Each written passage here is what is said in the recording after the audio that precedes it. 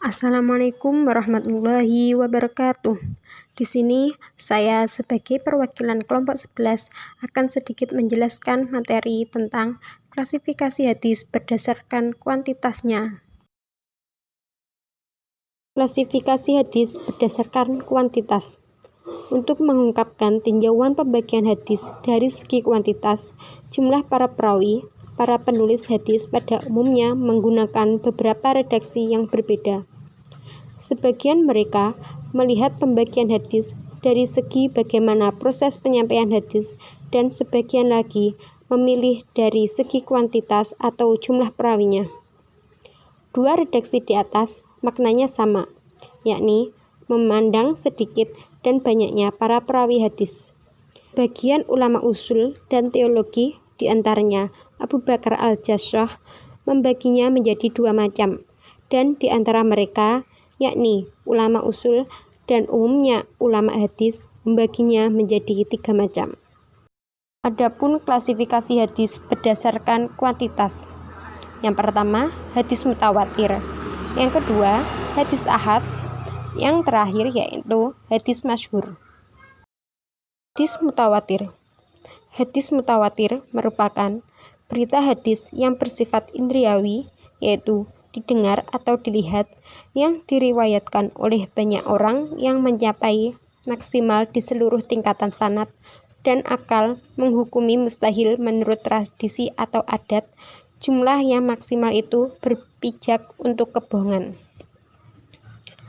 Adapun syarat-syarat sebagai hadis mutawatir, yaitu diriwayatkan oleh perawi yang banyak, adanya keseimbangan antar perawi pada tabaqat atau lapisan pertama dan tabaqat berikutnya, berdasarkan penglihatan langsung atau indriawi atau empiris.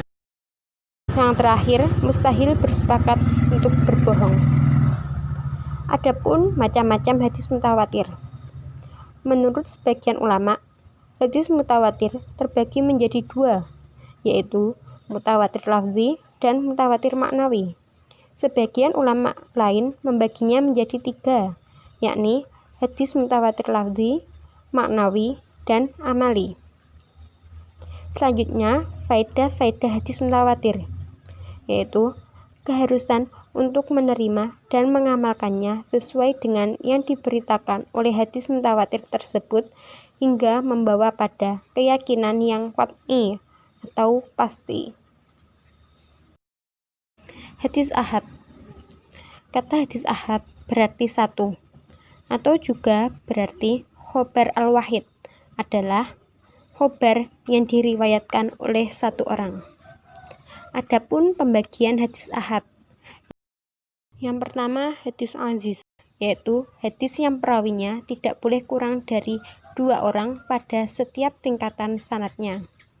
Yang kedua, hadis gharib, yaitu hadis yang terdapat hanya seorang perawi dalam satu tingkatan atau tabaqat sanad atau pada sebagian tingkatan sanad, walaupun dalam salah satu tingkatan saja, sedangkan pada tingkatan yang lain lebih dari satu orang. Hadis gharib dibagi menjadi dua macam, yaitu gharib mutlak dan gharib nisbi. Hadis masyhur. Masyhur menurut bahasa ialah al-intishar wa al-dhuyu, sesuatu yang sudah tersebar dan populer. Sedangkan menurut istilah terdapat beberapa definisi. Menurut ulama usul, hadis masyhur yaitu hadis yang diriwayatkan dari sahabat, tetapi bilangannya tidak sampai ukuran bilangan mutawatir. Kemudian baru mutawatir setelah sahabat, dan demikian pula setelah mereka. Macam-macam hadis masyhur, yaitu masyhur di kalangan ahli hadis, di kalangan ulama ahli hadis ataupun ulama-ulama lain, dan di kalangan orang umum. Selanjutnya, di kalangan ahli fikih, di kalangan ahli usul fikih, di kalangan ahli sufi, di kalangan ulama-ulama Arab, Dan masih banyak lagi hadis-hadis yang kemasyhurannya hanya di kalangan tertentu sesuai dengan disiplin ilmu dan bidangnya masing-masing. Selanjutnya, bentuk-bentuk hadis.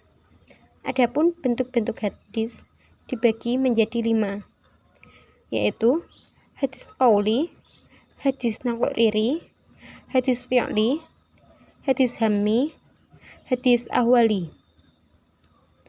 Adapun hadis qauli, yaitu hadis yang berupa ucapan. Segala yang disandarkan kepada Nabi SAW berupa perkataan atau ucapan yang berisi berbagai tuntunan dan petunjuk syara, pendidikan, peristiwa, kisah-kisah baik yang berkaitan dengan akidah syariah, akhlak, maupun yang lainnya. Contoh hadis qauli yang mengandung pendidikan. Adapun artinya, tangan yang ada di atas pemberi lebih baik daripada tangan yang di bawah, yaitu peminta. Hadis riwayat Bukhari. Selanjutnya, hadis fi'li, yaitu hadis yang berupa perbuatan. Segala perbuatan yang disandarkan kepada Nabi SAW berupa perbuatannya yang sampai kepada kita, seperti cara Nabi melaksanakan wudhu, sholat, haji, tetapi melalui informasi yang disampaikan oleh sahabat. Contoh hadis fi'li, seperti tentang tata cara melaksanakan ibadah haji. Mula-mula, Nabi melakukannya dan memberikan teladan, kemudian beliau bersabda, yang artinya, ambillah dariku cara-cara engkau melakukan ibadah haji. Hadis riwayat Muslim dan Jabir. Hadis naqriri, hadis yang berupa persetujuan, yaitu persetujuan atau diamnya Nabi terhadap perbuatan sahabat di hadapan beliau atau yang dilaporkan kepada beliau. Persetujuan itu biasanya beliau lakukan dengan mendiamkan dan tidak menyanggahnya. Contohnya, takrir Nabi ini misalnya tentang halalnya daging biawak.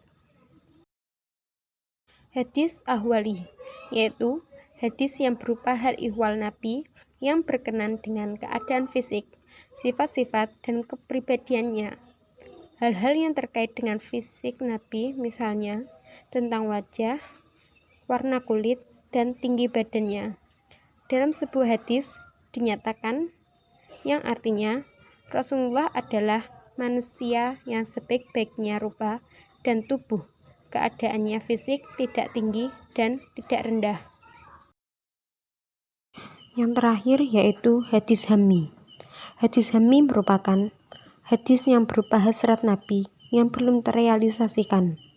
Hadis hammi belum terwujud, tetapi masih berbentuk keinginan yang pelaksanaannya akan dilakukan pada masa sesudahnya. Seperti keinginan Nabi berpuasa pada tanggal 9 Asyura. Sekian penjelasan dari kelompok 11. Apabila ada kurang lebihnya, mohon maaf. Terima kasih.